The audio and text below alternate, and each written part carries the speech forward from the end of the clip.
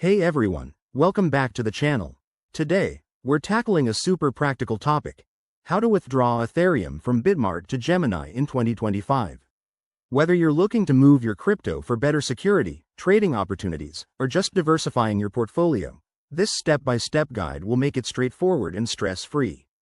By the end of this video, you'll feel confident handling this transfer on your own. Let's jump right in. First things first, make sure you have accounts set up on both Bitmart and Gemini, and that your Ethereum is ready in your Bitmart wallet. Start by logging into your Bitmart account using your credentials. Once you're in, navigate to the Wallets or Assets section. It's usually in the main dashboard. Here, find your Ethereum balance and look for the Withdraw button. Next, select Ethereum as the asset you want to withdraw. You'll need to enter the wallet address from your Gemini account. Pro tip: double-check this address to avoid any costly mistakes. Crypto transfers are irreversible.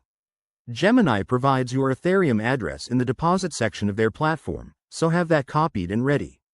Now, enter the amount of Ethereum you want to withdraw. Be mindful of any network fees or minimum withdrawal limits that Bitmart might display. Most withdrawals use the Ethereum network, so factor in gas fees. Once everything looks good, enable two-factor authentication, 2FA, if prompted. It's a crucial security step. Review all the details one last time, then hit confirm to initiate the transfer. After that, sit tight. Transfers can take anywhere from a few minutes to an hour, depending on network congestion. Head over to your Gemini account and check the deposit section to confirm when the Ethereum arrives. If you run into any issues, both platforms have support resources to help. A quick word of advice: always withdraw to a wallet you control, and never share your private keys.